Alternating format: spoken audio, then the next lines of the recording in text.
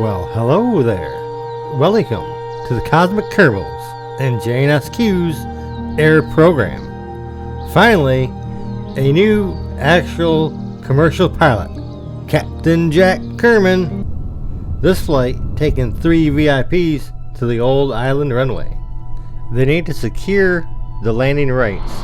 This meeting will take place in the evening, so most of this will be a night flight. Captain Jack has started the engines and released the brakes. Speaking of brakes, if you've seen the last flight, this C7, that really should be the K7, doesn't stop very well. The Kerbal engineers have added air flaps and adjusted the brakes, or so they say. They are up and away. A look over from Bill over at Captain Jack Kerman. I don't believe I mentioned Bill was also riding along. Check on the VIPs as we are treated to an epic flyaway shot as they fly off into the distance. Godspeed, my friends. Godspeed. Fly safe, as Scott Menley would say. There was also a contract from K-Planes to fly above 13 kilometers. Captain Jack warns the VIPs they'll be headed into a climb to 13,125 meters for a brief higher altitude flight, leveling out not far from Welcome Island and the Welcome Island Harbor. Then, dropping to 10,000 kilometers, they get that flame out. A previous comment said something about a compressor stall. Also, later on we find out it doesn't do that if it's not at full throttle. There it kicks back in, and either way, it's pretty cool. I like it. I mean, it could be AirplanePlus, Kerbal aircraft expansion, or maybe even the KiwiTechTree, because that throws in some weird upgrades and stuff too. Zooming above the Welcome Harbor and Welcome Island Airport, along with a launch site and a couple landing pads. We'll break the fourth wall and say, I can do rescue missions later on, and just say they come from these other places, because it's not like the KFC is the only launch place on Kerbal now. That kind of always bugged me about the stock game. When you're like, the KFC is the only place they can launch a rocket from. How are these people getting stranded in space that they have a rescue? Enough about that. Cinematics, do the clouds, let's go!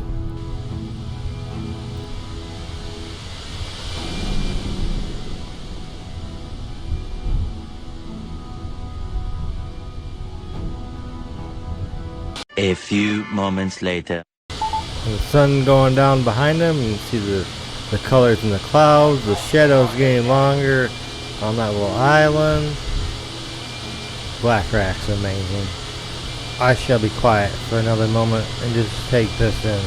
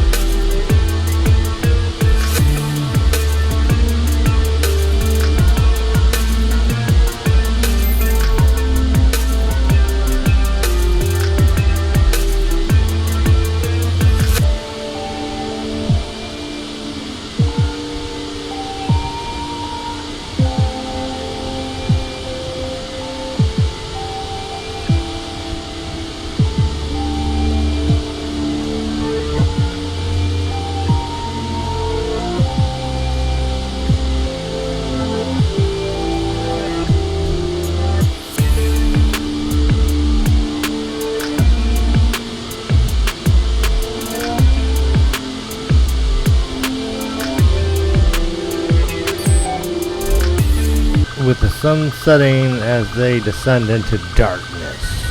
Starting to get close, they descend down to 5 kilometers. Once again, poof, goes the compressor or whatever. The island is well within sight. Traveling back with a flight view of the runway, drops to 2,500 meters, quickly approaching landing gear down, but the landing lights don't come on.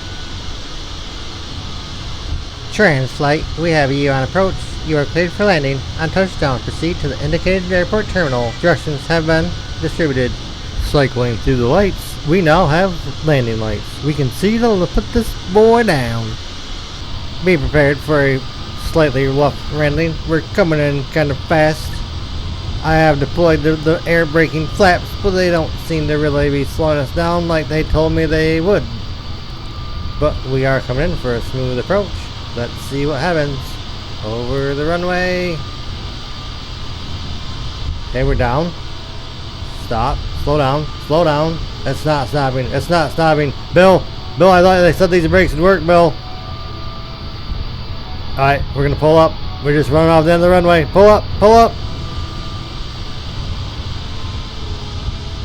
As we turn around and coming back, will the second time be the charm? Will the brakes actually work this time?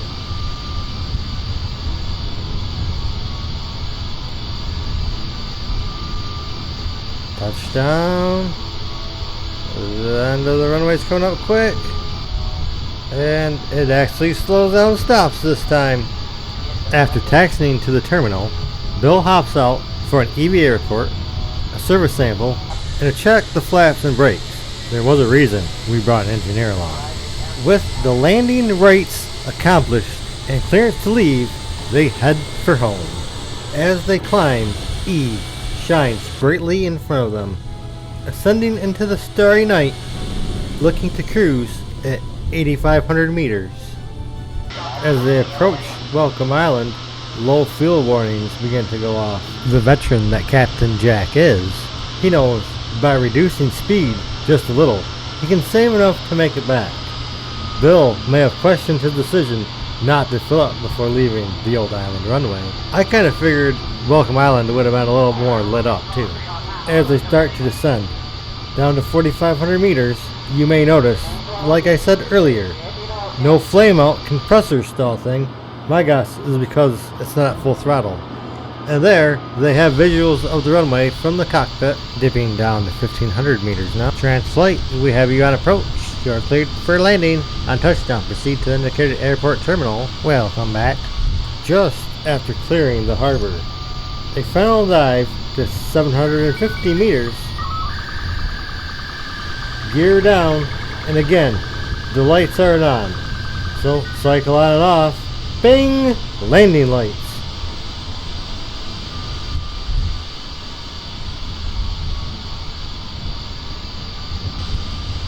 The captains bring it down for a nice and easy, soft, good landing.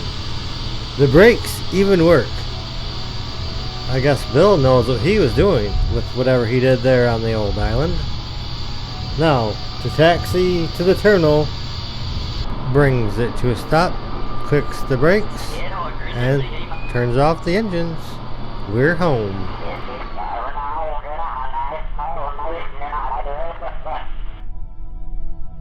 They collect 10.5 science for crew and EVA reports and a service sample. Apparently, the Old Island Runway is the Western Sea. They each get a ribbon for returning 10 or more science. Captain gets one for landing, and Bill for taking steps on Kerman. That seems like an everyday thing to me. Then they both get one for having a vessel with at least 3 turrets. That will bring this one to an end. Thank you for watching, and goodbye. One last thing, if you haven't, you're running out of time, you better hit that like button, because you watched this far, you obviously liked it, right?